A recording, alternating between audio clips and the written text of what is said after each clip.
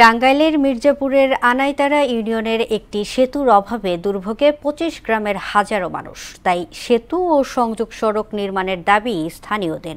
পরিদর্শন করে সেতু নির্মাণের জন্য এলজিডিকে প্রস্তাবন দেয়া হয়েছে জানান উপজেলা প্রকৌশলী মীর আনোয়ার হোসেন টুটুলের প্রতিবেদন জানাচ্ছেন তাহসিন তারিন।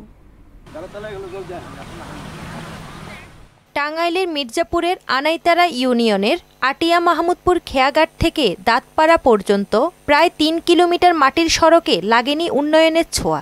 সামান্য বৃষ্টিতেই সড়কটি দিয়ে চলাচলে স্থানীয়দের পড়তে হয় চরম ভোগান্তিতে। এই ইউনিয়নে বিভিন্ন শিক্ষা প্রতিষ্ঠান, ইউনিয়ন পরিষদ ও ইউনিয়ন ভূমি কার্যালয় থাকায় প্রতিদিন হাজারো মানুষজন চলাচল করে। বিশেষ করে চরম ভোগান্তিতে পড়তে হয় রোগীদের। এছাড়া শিক্ষার্থীদের সময় নষ্টের পাশাপাশি গুনতে হয় অতিরিক্ত টাকা। স্থানীয়দের অভিযোগ, বিভিন্ন সময়ে অনেকে সড়ক নির্মাণে প্রতিশ্রুতি দিলেও তা আর বাস্তবায়ন হয়নি। রাস্তা ভালো না, এই রাস্তায় নদীতে একটা ব্রিজ চাই আর রাস্তাটা মেরামত সংস্কার চাই। বর্ষা মাস আসলেই খেয়াতে পারাপার করতে হয়। এনে আমাদের এই গ্রামের সমস্ত জমি এই নদীর পার। নদীতে ওই আইসা মনে করেন যে কয়েকবার মাটিতে করলো, ব্রিজ হবে এটা আশ্বাস দিল।